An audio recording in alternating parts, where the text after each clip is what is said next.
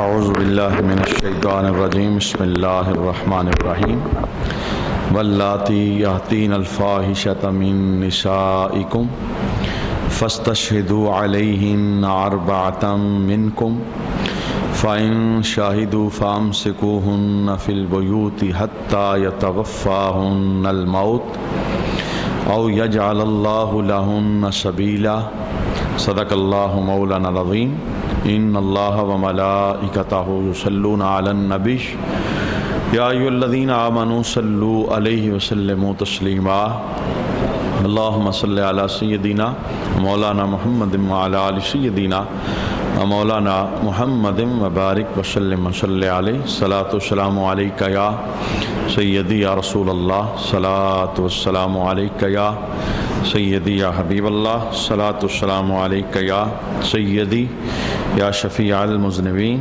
وعلی آلک واصحابک یا سیدی یا رحمت للعالمین۔ اور تمہاری عورتوں میں سے جو بدکاری کر لیں ان پر اپنوں میں سے 4 مردوں کی گواہی لو، پھر اگر وہ گواہی دے دیں تو ان عورتوں کو گھروں میں بند کر دو یہاں تک کہ موت ان کی زندگی کو پورا کر دیں یا اللہ ان کے لیے کوئی راستہ بنا دے۔ صدق اللہ مولانا العظیم۔ آج کی تلاوت کردہ پہلی آیت کریمہ کے اندر بدکاری کے متعلق ایک سزا کا بیان ہوا، اور اس آیت کو ایک اور حکم کے ساتھ منسوخ کر دیا گیا، یعنی اس آیت کا جو حکم ہے، جو سزا اس آیت کے اندر بدکاری کی بیان کی گئی کہ عورتوں کو گھروں کے اندر قید کر دو یہاں تک کہ موت ان کی زندگی کو تمام کر دے، یہ حکم آیت رجم کے ساتھ منسوخ ہو گیا، یعنی بدکاری کی سزا شادی شدہ مرد اور عورت کے لیے رجم کرنا ہے یا سنگسار کرنا ہے، ایک گڑھا کھود کر پتھر مار مار کے اسے مار دینا اور وہ دنیا سے چلا جائے، یہ اس مرد عورت کی سزا ہے جو شادی شدہ حالت کے اندر اس گناہ کے مرتکب ہوتے ہیں، اور جو غیر شادی شدہ ہیں ان کے لیے 100 کوڑوں کی سزا وہ قرآن پاک نے بیان فرمائی۔ تو قرآن پاک کے اندر جتنی بھی برائیوں کی سزاؤں کا بیان ہوا، کیونکہ قرآن کا نزول آہستہ آہستہ تھا، ایک دم سے نہیں تھا، 23 سال کے زمانہ کے اندر قرآن پاک نازل ہوا، تو ابتدا کے اندر حکم کچھ اور تھا لیکن بعد کے اندر اس حکم کو بدل دیا گیا۔ تو اس آیت کریمہ کے اندر جو سزا بیان ہوئی اس سزا کو ایک اور آیت کے ذریعے منسوخ کر دیا گیا، لیکن ایک بات اس آیت کے اندر وہ سیکھنے والی ہے اور بطور سبق سمجھنے والے بھی ہے کہ اس گناہ کے لیے جو گواہی ہے 4 مردوں کی ضروری ہے، یعنی گناہ ثابت کرنے کے لیے اگر حکام کے پاس یہ گناہ جاتا ہے، قاضی کے پاس یہ گناہ جاتا ہے، تو صرف اتنا کہہ دینا کہ فلاں نے یہ گناہ کیا ہے یہ بات کافی نہیں ہوگی۔ مردوں میں سے 4 بندے جب تک اس کی گواہی نہ دیں، اور پھر گواہوں کی شرائط بھی ہیں، وہ نیک ہوں، صالح ہوں، متقی ہوں، پرہیزگار ہوں، اور ان 4 نے بیک وقت اس گناہ کے مرتکب کو گناہ کرتے ہوئے اپنی آنکھوں سے دیکھا ہو، تو وہ گناہ کی گواہی دے سکتے ہیں، وگرنہ وہ گواہی دینے کے اہل نہیں ہوں گے۔ اور اگر کوئی بندہ کسی پر بدکاری کی تہمت لگاتا ہے حالانکہ اس نے دیکھا نہیں، خالی سنا ہے، یا کسی ایسی فساد والی جگہ سے کسی بندے کو نکلتے ہوئے دیکھا ہے اور وہ اس پر گناہ کی تہمت لگا دیتا ہے، تو تہمت کی سزا یعنی تہمت لگانے والے کی وہ شریعت نے بیان کی ہے کہ اسے 80 کوڑے مارے جائیں گے۔ ہمارے معاشرے کے اندر یہ گناہ بھی بہت زیادہ عام ہے، اور اس گناہ کے ساتھ ساتھ تہمتوں کا بازار بھی بہت زیادہ عام ہے، یعنی کسی بندے کے متعلق وہ مرد ہو یا عورت، اس کو کسی بھی فعل کی وجہ سے برا کہنا، آپ کو کس نے بتایا؟ فلاں نے بتایا تھا. یعنی سنی سنائی بات کو پھر آگے مشہور اور معروف کر دینا، پھر اس پر فتویٰ جاری کر دینا، پھر اسی پر قائم رہنا. قرآن پاک نے اس سے منع فرمایا. کہا یہ گناہ اگر اس کا کوئی مرتکب ہے تب تک قاضی کے پاس بھی یہ گناہ ثابت نہیں ہوتا جب تک اپنوں میں سے 4 مرد گواہی نہ دے دیں، اور مرد بھی وہ جو عاقل ہوں، بالغ ہوں اور متقی ہوں، پرہیزگار ہوں، نمازی ہوں، ان کی گواہی قابل قبول ہوگی. اگر 4 میں سے کوئی ایک بھی گواہی سے منحرف ہوگا یہ گناہ ثابت نہیں ہوگا. اور 4 نے اس گناہ کرنے والے کو ایک ہی وقت کے اندر دیکھا ہو، یہ بھی ساتھ شرط ہے. اور اگر 3 نے دیکھا ہے، 1 نے دیکھا نہیں، یا 2 نے دیکھا ہے، 2 نے دیکھا نہیں، پھر بھی یہ گواہی قابل قبول نہیں. لہٰذا اس میں سیکھنے کا سبق کیا ہے کہ یہ گناہوں کی سزاؤں کے لیے اللہ نے اپنا ایک نظام بنایا ہے. دنیا کے اندر اگر گناہ ظاہر ہو جاتا ہے، گناہ کرنے والا اس کا اقرار کرتا ہے اور شریعت کے مطابق گواہیاں ثابت ہو جاتی ہیں، قاضی کے سامنے مقدمہ چلا جاتا ہے، تو پھر تو یہ سزا ہے جو دنیا کے اندر اسے دی جائے گی. وگرنہ اگر یہ گناہ ثابت نہیں ہوتا تو خواہ مخواہ تہمتوں کے ذریعے اپنی عاقبت کو خراب نہ کیا جائے. چونکہ آقا حضور رحمت عالم نے ارشاد فرمایا وَلَا تَجَسَّسُوا، جاسوسیاں نہ کرو، دوسروں کے گناہوں کے پردے نہ اٹھاؤ، اس لیے کہ سزا ہم نے نہیں دینی.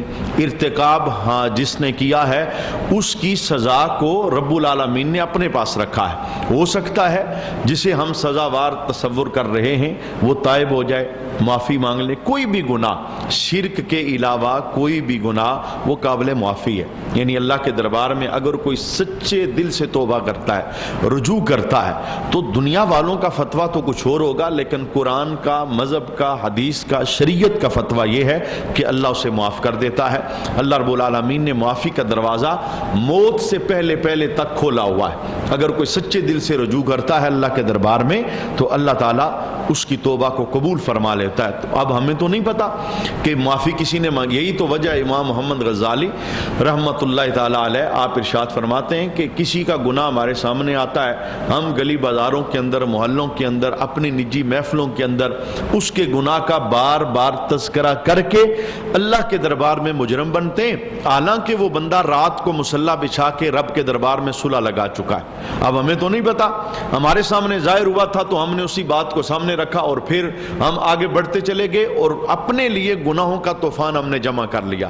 تو لہٰذا جو بہت بڑی ہمارے معاشرے کے اندر غلطی ہے وہ یہ ہے کہ کچھ لوگوں پر تہمت لگائی جاتی ہے، یعنی کسی بھی جیت کی وجہ سے، پھر اس تہمت کو معروف کیا جاتا ہے. یہ بولنے والا بندہ اس نے آنکھ سے کوئی چیز دیکھی نہیں ہوتی، تو شریعت نے کہا کہ اگر تو نے آنکھ سے بھی دیکھی ہے اور تو اکیلا ہے تو تو نہیں بول سکتا، یعنی تیری گواہی قابل قبول ہی نہیں ہے. دیکھنے والے 4 ہوں گے تو پھر جا کے گواہی قابل قبول ہوگی. تو جب ایک بندے کی گواہی قابل قبول ہی نہیں ہے تو پھر اس کا بولنا یہ بھی نامناسب ہے، اس گناہ کا چرچا کرنا یہ بھی نامناسب ہے. اور اگر وہ قاضی کے سامنے لے کر جائے گا، چونکہ ہمارے ہاں تو اسلامی نظام ہی نہیں ہے، سزائیں وہ ان کا نفاذ کہاں پہ ہوگا؟ نفاذ تو قاضی کرتا ہے. ہمارے ہاں اسلامی نظام نہیں ہے، ان سزاؤں کو نافذ نہیں کیا جاتا. بارکیف برکت کی خاطر ہم قرآن پاک کی آیات کو سماعت کر رہے ہیں، اور یہی وجہ ہے اسلام نے جتنی بھی سزائیں بیان کی، قتل کی سزا بیان کی، شراب کی سزا بیان کی، بدکاری کی سزا بیان کی، اگر یہ سزائیں نافذ ہوتی، چور کی سزا بیان کی، اگر ان کا نفاذ ہوتا تو ان برائیوں کا کلا کما ہو جاتا. برائیاں اس لیے عام ہیں کہ سزائیں نہیں دی جا رہی. قاتل کی سزا جو شریعت نے بتائی ہے وہ نہیں دی جا رہی. کتنے قتل کرنے والے ہیں قتل کر کے آزاد ہو جاتے ہیں، ان کی گواہیاں ڈھونڈتے ڈھونڈتے، کیس چلتے چلتے زمانہ بیت جاتا ہے. کتنے چور وہ پکڑے گئے لیکن انہیں سزا نہیں دی گئی، کتنے شرابی تھے پکڑے گئے، سزا نہیں دی گئی. یعنی معنی یہ ہے کہ ہمارے ہاں شریعت کی جو سزائیں ہیں ان کا نفاذ نہیں ہے، اور یہ بدقسمتی ہے. اگر شریعت کی دی ہوئی سزاؤں کا نفاذ ہو جائے تو برائیوں کا معاشرے سے کلا کما ہو جائے. کیونکہ ان سزاؤں کا مقصد یہ ہے، جب ایک بندے نے قتل کیا ہے اور قتل کے بدلے اس کی سزا کیا ہے کہ اسے چوک کے اندر قتل کیا جائے، اس کی گردن اتاری جائے. اب جب مجمع کے اندر اس کی گردن اترتی دیکھی جائے گی تو 10,000 بندوں کی عقل تو ویسے ٹھکانے آ جائے گی. اسی طرح ڈاکہ زنی کرنے والا, لوگوں کا راستہ روک کر مال لوٹنے والا بندہ, اس کی سزا سولی پہ چڑھانا ہے, اور شریعت نے کہا 3 دن تک اس کی لاش چوک کے اندر لٹکی رہے. اب اگر کسی ڈاکو کو جو ڈاکہ زنی کرتا ہے, لوگوں کا راستہ روک کے مال لیتا ہے, اسے یہ سزا چوک کے اندر دی جائے اور 3 دن تک اس کی لاش کو کوئی ہاتھ نہ لگائے, تو کیا کوئی اس کام کے لیے آگے بڑھ سکتا ہے؟ بڑھتے اس لیے ہیں کہ سزاؤں کا نفاذ نہیں ہے, اور تھانے, کچہری, عدالتیں وہ ہیں ہی صرف غریب بندوں کے لیے, یعنی جن کے پاس پیسہ ہے, مال و دولت ہے, اثر و رسوخ ہے, وہ برائی کر کے بھی وہ برائی سے بری و ذمہ ہو جاتے ہیں. بارکیف قرآن پاک نے اس گناہ کی سزا کو بیان کیا. اللہ کریم ہمیں اور ہماری نسلوں کو اس گناہ کی نحوست سے محفوظ فرمائے. 4 حدیثیں, ہم حدیثیں تو بہت ساری ہیں, چونکہ گناہوں کی معرفت ایک پورا عنوان ہے شریعت نے جسے بیان کیا ہے. یعنی 3 علم ہیں جس کا سیکھنا ہر مسلمان مرد و عورت پر لازم ہے. جو فرض علوم ہیں ان میں سے پہلا علم ہے یعنی عقائد کا علم, جسے علم الکلام کہا جاتا ہے, اور دوسرا علم ہے مسائل کا علم, یعنی جو عبادت آپ کر رہے ہیں اچھی طرح کس طرح وہ عبادت اللہ کے دربار میں قبول ہوگی, اس کے متعلق اس کے مطابق علم حاصل کرنا, یہ ہے مسائل کا علم. اور تیسرے نمبر پر گناہوں کی معرفت کا علم, یعنی کس گناہ کی کیا نحوست ہے, کیا سزا ہے. جب بندہ اس سزا کو جانے گا اس گناہ سے اپنے آپ کو دور رکھے گا اور بچائے گا. اس نیت کے ساتھ ہم 4 حدیثیں بدکاری کی مذمت پر سماعت کرتے ہیں. آقا حضور رحمت عالم صلی اللہ علیہ وآلہ وسلم کے اس فرمان کو حضرت ابو ہریرہ رضی اللہ تعالی عنہ روایت کرتے ہیں. رسول اللہ صلی اللہ علیہ وسلم کا فرمان ابو داؤد شریف کی حدیث کی کتاب کے اندر موجود ہے. میرے محبوب کریم علیہ السلام نے ارشاد فرمایا کہ جو عورت کسی قوم میں اس کو داخل کرے جو اس قوم سے نہ ہو, یعنی بدکاری کے نتیجے کے اندر بچے کی پیدائش ہو اور وہ اس قوم کا نہیں تھا لیکن اس قوم میں داخل ہو گیا, تو آقا حضور فرماتے ہیں کہ اس عورت کو اللہ اپنی رحمت کا حصہ نہیں دے گا اور اس عورت کو اللہ جنت کے اندر داخل نہیں فرمائے گا. دوسری حدیث کے اندر حضرت عبداللہ بن عباس روایت کرتے ہیں, آقا حضور رحمت عالم صلی اللہ علیہ وآلہ وسلم نے ارشاد فرمایا کہ جس بستی کے اندر بدکاری عام ہو جائے اور سود عام ہو جائے, یہ 2 گناہ جس بستی کے اندر جس قوم کے اندر عام ہو جائیں, تو وہ بستی اپنے لیے رب کے عذاب کو خود حلال کر لیتی ہے. یعنی عذاب کی مختلف صورتیں ہیں. بڑے عذاب سے تو رسول اللہ کے صدقے اللہ نے محفوظ کیا ہوا ہے, یعنی پتھر نہیں برسیں گے اور زمین میں نہیں دسایا جائے گا, شکلیں نہیں بدلیں گی, گھروں کے باہر تختیاں نہیں لگیں گی, نام نہیں لکھا جائے گا, ظاہر نہیں کیا جائے گا. لیکن چھوٹے چھوٹے عذاب مختلف صورتوں کے اندر وہ انسان کے پاس آتے رہتے ہیں, اور ان عذابوں کی جو پیچھے لاجک اور وجہ ہے, فرمایا ان 2 گناہوں کا عام ہو جانا. جہاں پر جس معاشرے کے اندر بدکاری عام ہو جائے, سود عام ہو جائے, وہ معاشرہ, وہ قوم, وہ بستی اپنے اوپر اللہ کے عذاب کو حلال کر لیتی ہے, اللہ کے غضب کو حلال کر لیتی ہے. تو آپ دیکھ سکتے ہیں کہ سودی نظام کس طرح دھڑلے کے ساتھ چل رہا ہے, اور بہت اچھے اچھے نیک لوگ, تقوی دار, پرہیزگار, وہ بھی اس لعنت سے بچے ہوئے نہیں, اور وہ یہ سمجھتے ہیں کہ ہم جو کر رہے ہیں ضرورت کے تحت کر رہے ہیں, اور ہماری اس کے اندر ایک حاجت پنہاں ہے, ہم اس کے بغیر نہیں رہ سکتے. یعنی سود کا گناہ, بدکاری کا گناہ ہمارے معاشرے کا ایک حصہ بن چکا ہے, اور یہ اللہ کے غضب کو دعوت دینے والے دونوں گناہ ہیں. اور تیسری حدیث جسے حضرت عمر بن عاص رضی اللہ تعالی عنہما روایت کرتے ہیں کہ میرے محبوب نے ارشاد فرمایا, جس قوم کے اندر بدکاری ظاہر ہوگی اس قوم کے اندر قحط کو رب مسلط کر دے گا. قحط صرف یہ نہیں ہوتا کہ بارش نہیں ہو رہی, قحط یہ ہے کہ سب کچھ ہونے کے باوجود برکت کا اٹھ جانا, انسان پریشان رہے, انسان اندر سے اجڑا ہوا ہو, اس کا من ویران ہو جائے, یہ بھی قحط کی ایک صورت ہے. کیا نہیں ہے, نعمتوں کی فراوانی ہے, لیکن باوجود اس کے جس انسان کو آپ اندر سے ٹٹول کے دیکھیں وہ آپ کو پریشان نظر آئے گا, وہ اندر سے اجڑا نظر آئے گا, وہ اندر سے ویران نظر آ جائے گا. تو میرے محبوب نے فرمایا کہ بدکاری جس قوم کے اندر عام ہوتی ہے, قحط کو اللہ اس قوم کے اوپر مسلط کر دیتا ہے, اور رشوت جس قوم کے اندر عام ہوتی ہے، روب کے اندر وہ قوم گرفتار ہو جاتی ہے۔ یعنی جس قوم کے اندر رشوت کا لین دین ہوتا ہے، کوئی بھی جائز کام کروانے کے لیے بھی پیسے دینے پڑتے ہیں اور رشوت کا بازار گرم ہوتا ہے، اس قوم پر دوسری قوموں کا روب بیٹھ جاتا ہے۔ جیسے آپ دیکھ سکتے ہیں کہ مسلمان ہونے کے باوجود، ایٹمی طاقت ہونے کے باوجود دنیا کی کفر کی طاقتوں سے یہ ڈر رہے ہیں، اور ڈرنے کے پیچھے بہت ساری وجوہات میں سے ایک وجہ یہ ہے رشوتوں کا بازار گرم۔ میرے محبوب کریم علیہ السلام نے فرمایا رشوتیں جہاں عام ہو جائیں گی، حقدار کو حق نہیں دیا جائے گا، اس قوم کو ایک سزا یہ ملے گی کہ دشمن کا رعب ان کے اوپر بیٹھ جائے گا، وہ ڈرتے رہیں گے، کوئی قدم نہیں اٹھائیں گے، کوئی بول نہیں سکیں گے، اپنی مرضی سے کچھ کر نہیں سکیں گے، غیروں کے وہ شکار ہو جائیں گے، ان کے تابعدار بن کے زندگی بسر کریں گے، اور ان کا خوف ان کے اوپر دن رات مسلط ہو جائے گا۔ ان دو گناہوں کی سزا میرے محبوب نے اس حدیث کے اندر بیان فرمائی۔ اور چوتھی حدیث جسے حضرت بریدہ رضی اللہ تعالی عنہ روایت کرتے ہیں، میرے محبوب کریم علیہ السلام نے ارشاد فرمایا کہ ساتوں آسمان اور ساتوں زمینیں بوڑھے بدکار پر لعنت کرتی ہیں۔ یعنی عمر کی ایک حد ہوتی ہے، جب انسان کی داڑھی کے اندر سفید بال آ جائیں اور اس کے سر کے اندر سفید بال آ جائیں اور وہ 40 کا فگر کراس کر دے، چونکہ اب یہ جو فگر کراس کر چکا ہے تو آہستہ آہستہ یہ بڑھاپے کی منزل کے اندر داخل ہو گیا ہے، اب یہ قبر کے بہت قریب آ رہا ہے، ہر آنے والا دن اسے موت کے قریب کر رہا ہے۔ اب تو اسے غیرت کرنی چاہیے، اب تو اسے حیا کرنی چاہیے، اب تو اسے اللہ سے ڈرنا چاہیے۔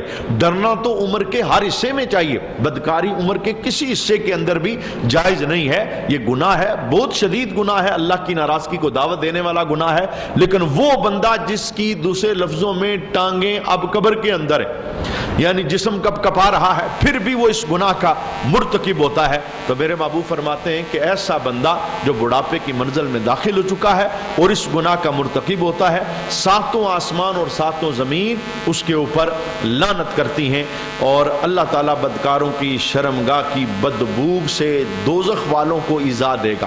یعنی دوزخ کے اندر بھی ان کی بدبو کی وجہ سے دوزخیوں کو تکلیف ہوگی، اور پوچھیں گے یہ کون ہے، بتایا جائے گا دنیا کے اندر حلال چھوڑ کر حرام کے یہ مرتکب ہوتے تھے، ان کی انہیں سزا دی جا رہی ہے۔ تو اس آیت کریمہ کے اندر اس گناہ کی نحوست کو بیان کیا گیا۔ اللہ ہمیں ہماری نسلوں کو اس گناہ سے محفوظ فرمائے، اور بے حیائی کے ہر کام سے اللہ ہماری حفاظت عطا فرمائے۔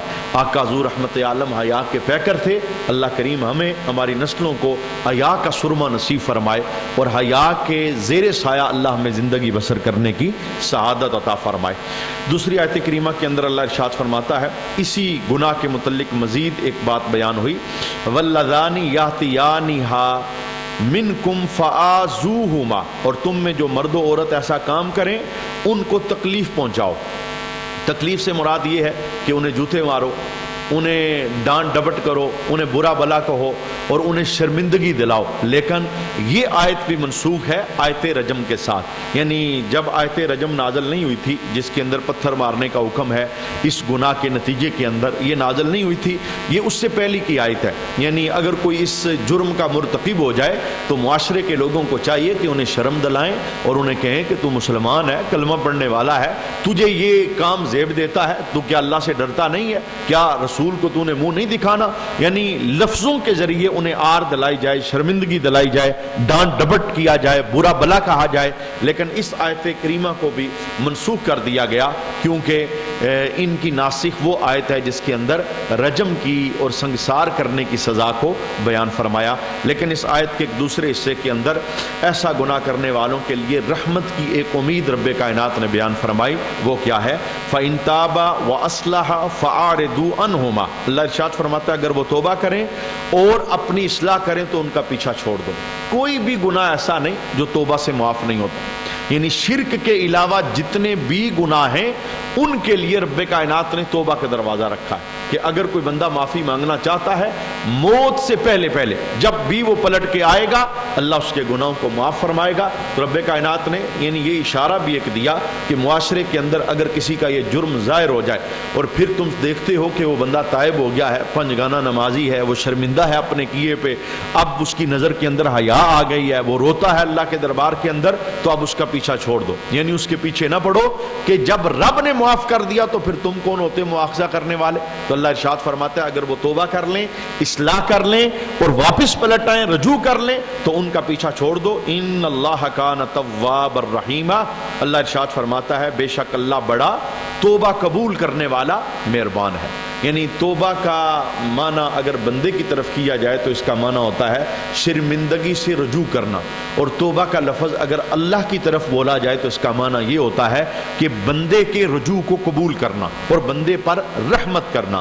تو رب کائنات نے کہا کہ میں سب سے بڑھ کے توبہ قبول کرنے والا ہوں اور رجوع قبول کرنے والا ہوں۔ جب معاف میں کرتا ہوں، توبہ میں قبول کرتا ہوں، تو پھر کسی بندے کے پاس یہ چیز ہے ہی نہیں کہ وہ کسی کی توبہ پر پہرے دار بن کے بیٹھے۔ اور یہ جملہ بالکل غلط ہے، قرآن اور حدیث کے خلاف ہے۔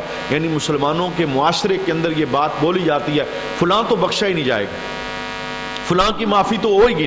یہ ہمیں کیسے پتا چل گیا؟ یہ تو ہمارے پاس اتھارٹی ہے ہی نہیں، اور ہمیں اللہ رب العالمین نے یہ اجازت ہی نہیں دی کہ ہم کسی کی بخشش پر بات کریں کہ فلاں بخشا جائے گا یا نہیں جائے گا۔ ہاں گناہوں کا تذکرہ ہو تو گناہوں کی سزاؤں کو بیان کیا جائے، ڈر خوف دل میں پیدا کیا جائے، رحمت کی بات ہو تو اللہ کی رحمت کی بات کی جائے، مایوسی سے بچایا جائے، اور خوف کی بات ہو تو دل میں خوف خدا کو پیدا کیا جائے۔ لیکن یہ جملہ کسی ایک شخصیت کو سامنے رکھ کے کہنا فلاں نہیں بخشا جائے گا، ہو سکتا ہے وہ بخشا جائے ہم پکڑے جائیں، کیونکہ بخشش کا معاملہ ہمارے پاس نہیں ہے، یہ خالص اللہ کے پاس ہے، اور بہت احتیاط اس کے اندر درکار ہے۔ یعنی آپ یہ سمجھتے ہیں کہ قرآن کی صحبت کے اندر بیٹھ کے ہمیں یہ پیغام مل رہا ہے کہ خالی نماز نہیں ہے، خالی روزہ حج زکوٰۃ نہیں ہے، بلکہ ہم نے اپنے باطن کو بھی منور کرنا ہے۔ وہ سوچیں جو ہماری نماز روزے کو ضائع کرتی ہیں، ان سوچوں سے اپنے آپ کو محفوظ رکھنا ہے، اور اپنے دلوں کو صاف ستھرا رکھنا ہے۔ مسلمانوں کے معاملے کے اندر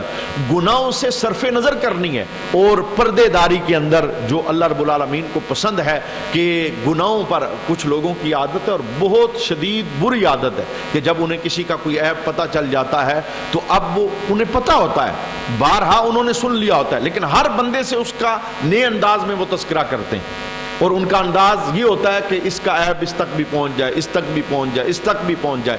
یہی وجہ ہے ایک بزرگ علیہ رحمہ، آپ نے دیکھا کہ ایک بندے کے پیچھے لوگ پتھر لے کے دوڑ رہے ہیں، اس نے کوئی گناہ کیا تو پتھر لے کے اس کے پیچھے دوڑ رہے ہیں، تو رستے میں ان کے ساتھ ملاقات ہو گئی، آپ نے انہیں روکا، آپ نے کہا سنو گناہ گار ہم سارے ہیں، اس کا گناہ ظاہر ہو گیا اور ہمارے گناہوں پہ رب نے پردہ ڈالا ہوا ہے۔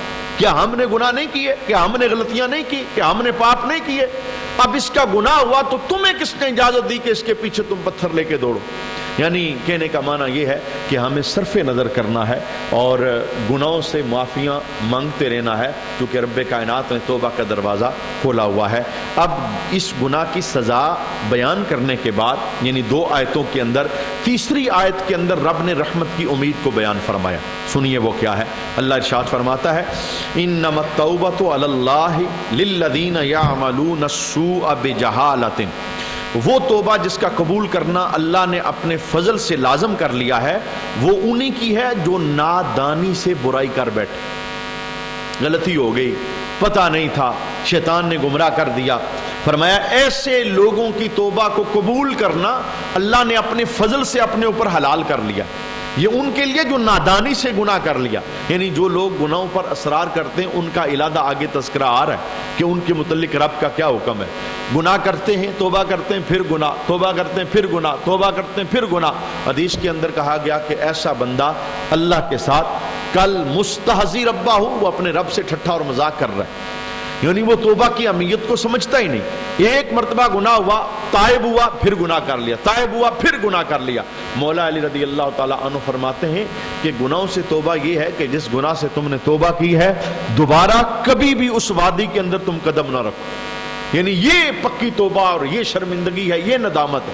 یہ کیسی توبہ ہے کہ آج توبہ کی پھر گناہ کر لیا؟ تو رب کائنات نے کہا کہ رب نے ان لوگوں کی توبہ کو قبول کرنا اپنے فضل کے ذریعے لازم کر لیا ہے جو نادانی میں گناہ کر بیٹھے، بھول کے جن سے گناہ ہو گیا۔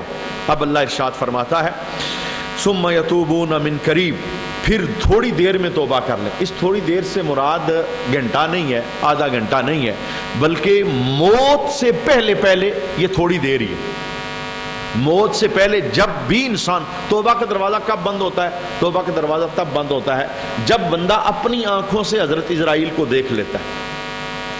جب تک اس نے حضرت اسرائیل کو دیکھا نہیں، چونکہ جیسے ہی بندے پہ موت کا ہاتھ پڑتا ہے نا، اسے حضرت اسرائیل نظر آتے ہیں، بہت سارے فرشتوں کی فوجیں نظر آتی ہیں، اور اگلے سارے پردے اس کے لیے اٹھا دیے جاتے ہیں۔ یہ وہ چیز ہے کہ روح حلق تک پہنچ گئے، اب معافی کا دروازہ بند ہو گیا، اب توبہ۔ اب اگر وہ حضرت اسرائیل کو دیکھ کے، فرشتوں کو دیکھ کے، عذاب کو دیکھ کے، اللہ رب العالمین کے غضب کو دیکھ کے اب اگر وہ تائب ہوتا ہے، اب اس کی توبہ قابل قبول نہیں۔ اور اس وقت سے پہلے اگر آدھا گھنٹہ پہلے بھی اس نے توبہ کر لی، اور میں اس پر یہ جملہ لازماً بولنا چاہتا ہوں کہ بعض اوقات یوں ہوتا ہے کہ ہمارے گھر میں، ہمارے دوستوں میں سے کوئی بندہ ایسا ہے کہ جس پر اب موت کا ہاتھ پڑ چکا ہے، یعنی کوئی بیماری اس سے ایسی ہے، حالات اس کے ایسے ہیں، ڈاکٹر بتا رہے ہیں کہ اب اس نے دنیا میں رہنا نہیں، ہوش حواس اس کے سلامت ہیں، تو ہمیں چاہیے کہ ہم اس کے ساتھ مہربانی کریں۔ اگر اس کا اپنا ذہن نہیں بن رہا تو ہم بار بار اسے توبہ کی طرف مائل کریں کہ اللہ کے دربار میں معافی مانگی جائے، استغفار کی جائے، توبہ کی، کیونکہ جب تک موت کا ہاتھ نہیں پڑے گا اس سے پہلے کی توبہ قابل قبول ہے۔ وہ آدھا گھنٹہ 15 منٹ پہلے کی توبہ وہ بھی قابل قبول ہے، وہ بھی اللہ رب العالمین کے دربار کے اندر ایک مقام اور مرتبہ رکھتی ہے۔ تو اس تھوڑی دیر سے مراد گھنٹہ 2 گھنٹے نہیں، بلکہ اس تھوڑی دیر سے مراد پوری زندگی موت سے پہلے پہلے جب بھی بندہ تائب ہوتا ہے اور اللہ کے دربار کے اندر معافی کا طلبگار ہوتا ہے تو اللہ تعالیٰ اس کی توبہ کو قبول فرماتا ہے۔ وَكَانَ اللَّهُ عَلِيمًا حَكِيمًا، اور بے شک اللہ علم والا اور حکمت والا ہے۔ یہ جو توبہ کا قانون رب کائنات نے بیان کیا عین حکمت اور علم پر مبنی ہے۔ کتنے مذاہب ایسے ہیں جن کے اندر توبہ نہیں، اب جب توبہ نہیں ہے تو بندہ گناہوں پہ مزید دلیر ہوتا ہے۔ اس مثال کو آپ سمجھنا چاہیں تو یوں سمجھ لیں، 2 قسم کے قیدی ہوتے ہیں، ایک وہ جسے سزائے موت ہو گئی، ایک وہ جسے 6 مہینے کی قید ہوئی۔ اب جسے سزائے موت ہوگی اسے پتا ہے میں نے تو بچنا نہیں، اب اسے عام قیدیوں کے ساتھ نہیں رکھتے، جیل کے اندر علادہ کوٹری کے اندر اسے ڈالا جاتا ہے۔ اور علادہ کوٹری میں ڈالنے کی وجہ کیا ہے کہ یہ اسے پتا ہے کہ میں نے بچنا نہیں، یہ نقصان کر جائے گا، کیونکہ یہ نا امید ہو چکا ہے زندگی سے، یہ کوئی ایسا قدم اٹھائے گا جس سے نقصان ہو جائے گا، لہذا اسے علادہ قید کیا جائے۔ جسے 6 مہینے قید ہے اور اسے پتا ہے 6 مہینے کے بعد میں نے رہا ہو جانا ہے، اسے امید ہوتی ہے، اب وہ باقی قیدیوں کے ساتھ ہی ہوتا ہے، وہ نقصان نہیں پہنچاتا، کیوں؟ اسے امید لگی ہے کہ یہ 6 مہینے ہیں لیکن 6 مہینے کے بعد میں رہا ہو جاؤں گا۔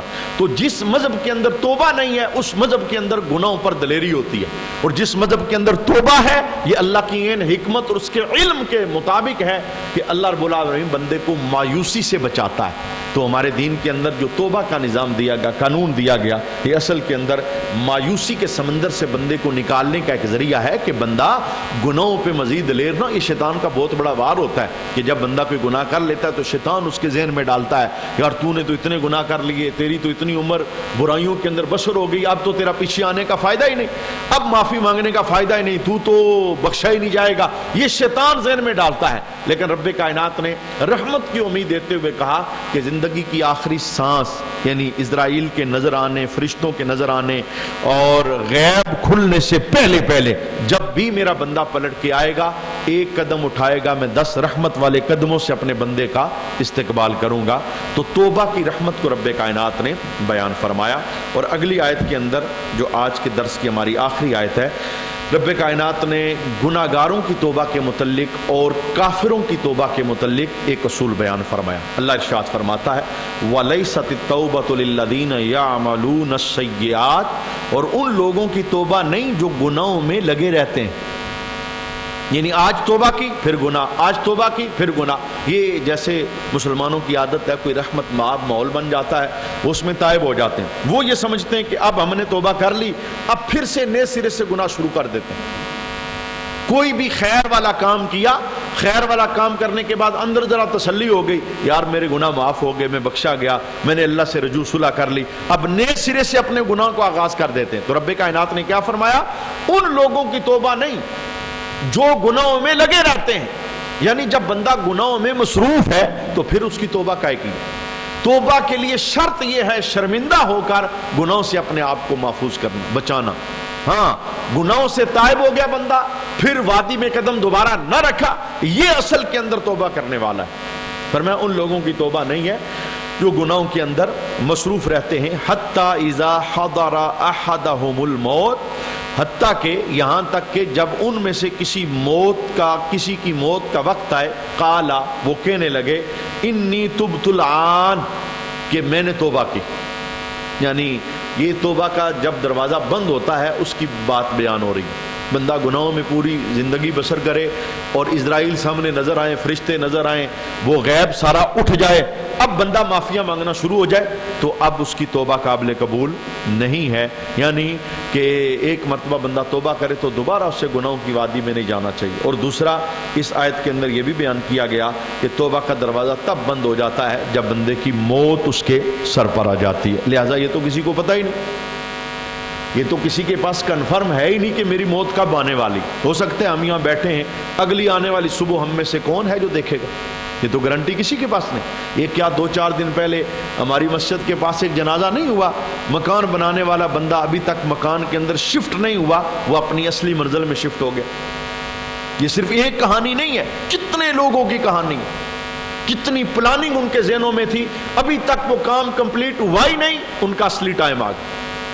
بندہ سمجھتا ہے یار اسے تو کچھ بھی نہیں، صحت مند نظر آ رہا ہے، کوئی بیماری سے نہیں. موت سب سے بڑی بیماری.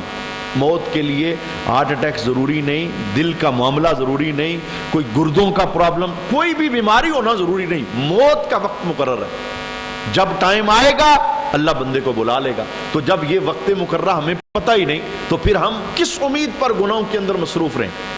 یہ جملہ بولنے کا معنی یہ ہے کہ ہمیں ابھی سے توبہ کی طرف ذہن بنانا چاہیے، ڈیلی میں توبہ کرنی چاہیے، روز توبہ کرنی چاہیے. اللہ کے دربار کے اندر رجوع اللہ، یہ اللہ کے ساتھ لگا کے رکھنا، معافی مانگنا، بار بار التجائیں ڈالنا کہ کیا پتہ یہ رات میری زندگی کی آخری رات ہو. ایک بزرگ علیہ رحمہ کا بڑا خوبصورت قول ہے، جب وہ ایک جگہ سے تشریف لے کے گئے تو ایک جوان کے ساتھ ملاقات ہوگی گناہوں کے اندر جس کی زندگی بسر ہو رہی تھی. تو آپ نے کہا یہ زندگی چھوڑ کیوں نہیں دیتا؟ اس نے کہا میں جس وادی میں قدم رکھ چکا ہوں، میں جتنے کام آپ بتا رہے ہیں نا، یہ بھی کرو، یہ بھی کرو، یہ بھی کرو، یہ سارے مجھ سے نہیں ہوتے. خالی ایک کوئی کام بتا دیں آپ کے کہنے پر، آپ کی زبان کے مطابق، میں وہ ایک کام کر لوں. انہوں نے کہا ٹھیک ہے، باقی کچھ نہ کر، صرف ایک کام کر. رات جب بستر پر جانے لگے تو اپنے دن بھر کے عملوں کا محاسبہ کر.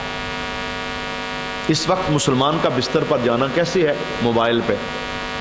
یعنی محاسبہ، کوئی آیت الکرسی پڑھ کے سونا، کوئی دعا پڑھ کے سونا، کوئی سورت، کوئی درود پڑھ کے سونا اکثر مسلمانوں کی زندگی سے نکل چکا ہے. اور اس کی جگہ کس نے لے لی؟ میڈیا نے.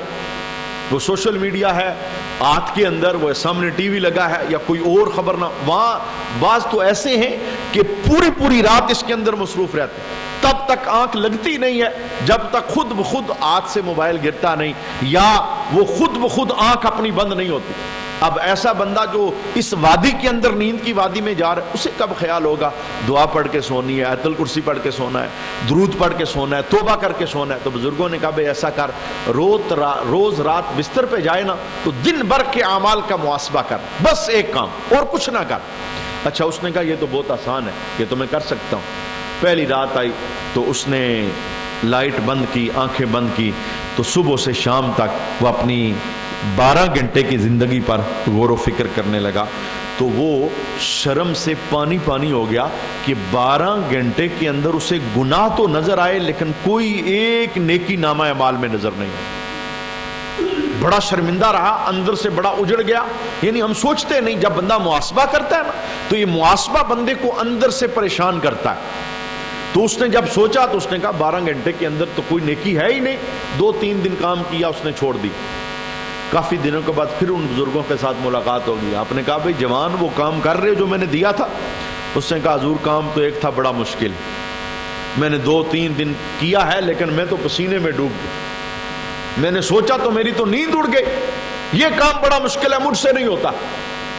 تو ان بزرگوں نے جو جملہ بولا، کہا آج جب تو اپنے کمرے میں بالکل اکیلا ہے، کسی کے سامنے نہیں، اپنی کچہری میں، اپنے کمرے میں، بند کمرے میں اپنا نامہ اعمال کھول کے دیکھ رہا ہے تو شرمندہ ہے، پانی پانی ہے، ایک دن کا نامہ اعمال تو پڑھ نہیں سکتا.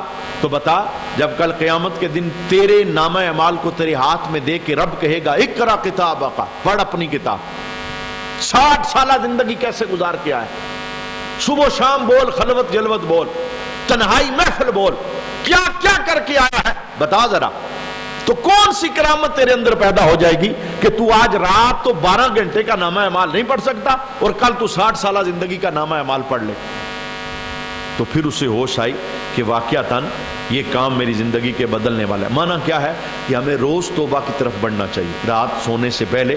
کتنے بزرگوں کا یہ معمول ہے، اور فقہاء اور علماء کہتے ہیں کہ رات جو عشاء کے بعد آخری 2 نفل پڑھتے ہیں نا، ان نفلوں کے اندر توبہ کی نیت کی جائے، یعنی توبہ کے 2 نفل پڑھے جائیں، اور پھر اس پر اپنی رات کا اختتام کیا جائے۔ اے اللہ، جان بوجھ کر بھولے سے دن بھر میں مجھ سے کوئی خطا ہو گئی، نظر سے خطا ہوئی، زبان سے ہوئی، سماعت سے ہوئی، ہاتھ سے ہوئی، قدم سے ہوئی، کوئی غلطی ہو گئی، اے اللہ اپنے فضلوں سے مجھے معاف کر۔ اور جب بندہ یوں توبہ کا صابن استعمال کرتا رہتا ہے تو اللہ اپنی رحمت کے ذریعے بندے کے نامہ اعمال کو گناہوں سے صاف رکھتا ہے۔ تو اس آیت کے اندر یعنی پہلے حصے کے اندر بتایا گیا جو لوگ گناہوں میں لگے رہتے ہیں، موت کا وقت قریب آ جاتا ہے، پھر کہتے ہیں میری توبہ، ان کی توبہ قابل قبول نہیں۔ اور دوسرا وَلَلَّذِينَ يَمُوتُونَ وَهُمْ كُفَّارٌ، اور وہ لوگ ان کی بھی توبہ قابل قبول نہیں جو کفر کی حالت میں مریں۔ اولئک اعتدنا لهم عذابا علیما، ان کے لیے ہم نے دردناک عذاب تیار کر کے رکھا ہے۔ کافر کی توبہ وہ تو کسی صورت کے اندر قابل قبول نہیں ہے، کیونکہ فرعون کافر تھا اور جب دریا میں ڈوب رہا تھا تو اس نے بڑی توبہ کی، اس نے کہا مجھے معاف کر دیا جائے، لیکن اس کی توبہ کو قابل قبول نہیں کیا گیا۔ ہاں موت سے پہلے اگر کافر اپنے کفر سے توبہ کر کے صاحب ایمان بننا چاہے تو وہ صاحب ایمان بن سکتا ہے، لیکن موت دیکھ کر، حضرت اسرائیل دیکھ کر کافر کی توبہ بھی قابل قبول نہیں ہوگی۔